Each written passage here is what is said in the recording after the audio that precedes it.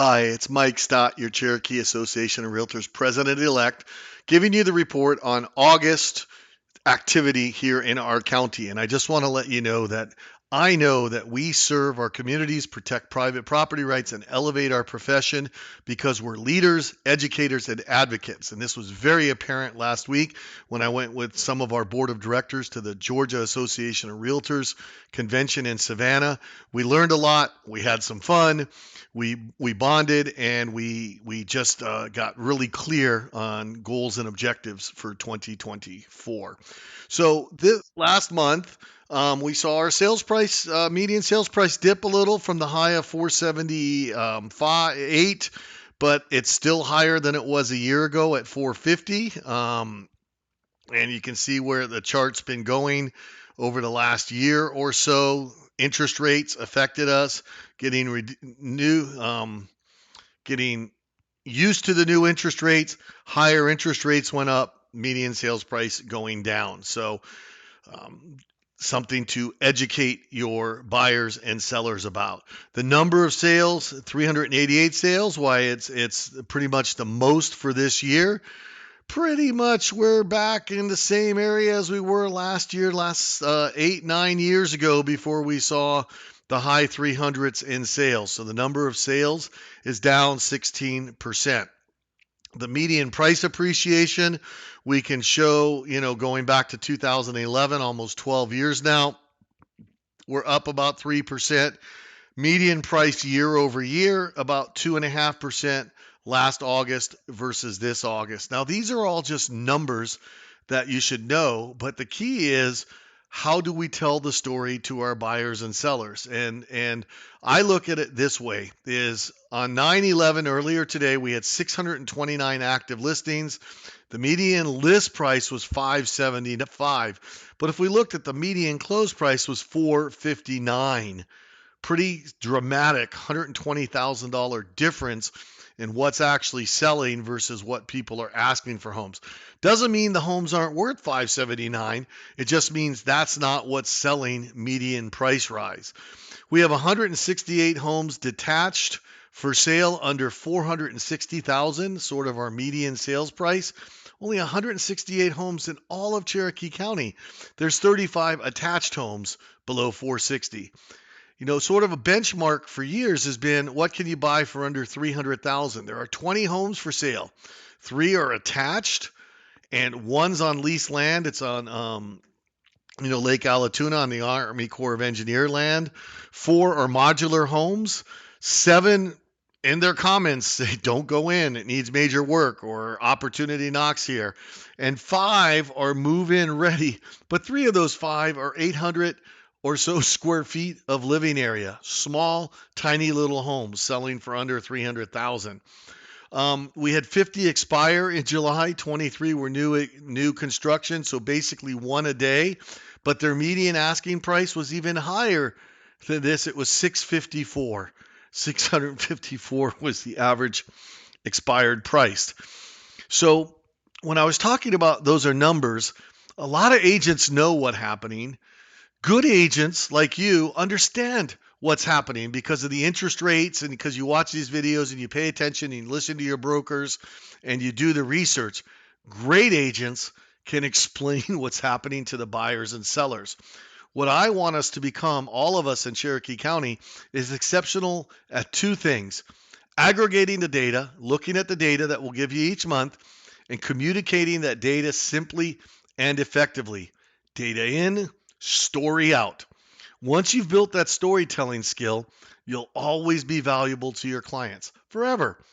This comes from Keeping Current Matters. Steve Harney, he's our buddy, strongly suggests that you register and get your own Keeping Current Matters.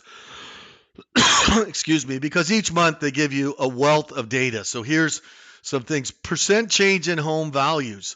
So here's the story: is we were clicking along, homes were going up every month in value.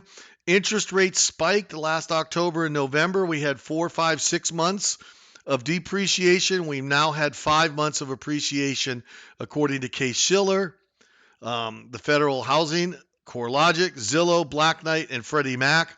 We've all seen the same thing is people are adjusted to the new normal. In this month's slides, there's been a lot of discussion about what will spur activity. Most people feel that will be an interest rate below 6%, and they're expecting we see that end of this year, fourth quarter this year, first quarter of next year somewhere. Look at what the 12/22 versus the current forecasts. These same companies or companies here were predicting pretty much a loss across the board in home prices. Pretty much now, they've all averaged, 4 to 5% better than what they were saying in December of 2022. The market has been remarkably resilient due to the low interest rate and the strong buyer demand. In fact, over the next, 5 years, experts, when you aggregate all these together, they're predicting this sort of price appreciation such that if somebody buys a house today for $400,000, it's going to be worth $471,000 in the next 5 years. So they get appreciation and a place to live that's probably cheaper than renting in this point, and they'll be paying off interest each of those years for those 5 years. Again, these slides come from Keeping Current Matters. I've got permission to share them with you, but I just want you to have them. If you want to borrow these, I would suggest that you get your own subscription to talk with them. Now, look at my great shirt. Super soft, nice cotton, Cherokee Association of Realtors, has realtors on the back. You get one of these shirts when you're a Cherokee Association of Realtor and you invest at least $99 in our Realtor Political Action Committee. One of the reasons why I invest every year is that 1031 exchanges, this is just one thing, 1031 exchanges are very valuable to our industry in that they allow investors to defer the taxes on their exchanges and buy more property. So if they bought a property for $200,000 and they sell it for $700,000, and there's a lot of rules, but let's just say they had $450,000 in gain, they're able to use all that and buy another property that's more. It's good for real estate. It's good for the investors. In fact, it's so good that Joe Biden wants to repeal it. His budget calls for a major change in the way 1031 exchanges are going to be working. And in fact, it says this loophole lets real estate investors, but not investors in any other asset, put off paying tax on profits from deals indefinitely as long as they keep investing in real estate. The fact sheet said this amounts to an indefinite interest-free loan from the government. Real estate is the only asset that gets this sweetheart deal. How great is it for you to talk to your investor owners or your sellers and buyers that are thinking about buying investment real estate and have it acknowledged in writing? If you go up here to tinyurl.com/repeal 1031, there's a big long article on the financial ramifications, why the Biden administration wants to change the 1031 laws, and why the National Association of Realtors is going to fight against it so hard. Now, they can't fight against it unless they have the money in the political action campaign or political action group to donate and to build relationships with our congressmen and senators and on our state levels also. We need to protect this sweetheart deal. I also put a link here with a whole bunch of other RPAC victories that we have here in Georgia, including no sales tax on commissions, making us essential workers. There's dozens and dozens of victories. Near and dear to my heart is the 1031 exchange, and it should be near and dear to your heart also. If I've convinced you that you want to join, here's what we'll do. Cherokee Association Realtors. And if you're listening to this and you're not a Cherokee Association Realtor, this link, tinyurl.com, RPAC Invest, when you put in your NERDS number, your association will get it. I strongly suggest you consider contributing at least $99, $250, $500, or $1,000, whatever's comfortable for you. But if you're with the Cherokee Association, you contribute at least $99.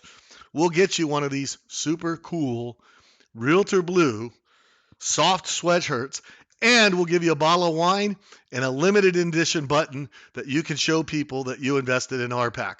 That's how strongly we believe in this investment for you. So Again, that's it for this month. You are leaders, you are educators, you are advocates. Sometimes that requires that you dip into your pockets, invest into RPAC, and continue serving our communities, protect private property rights, and elevate our professions. And as usual, these are my opinions. The stats are the stats from FMLS. They change over time as people, add deals. I did this at noon today, checking it already today at 5. There were 2 additional closings. It's not reflected in the reports. It changes a little, but you get the direction. You're learning how to tell the story of what's happening in our market to your clients. Call me with any questions or email me at mike.stott@mac.com.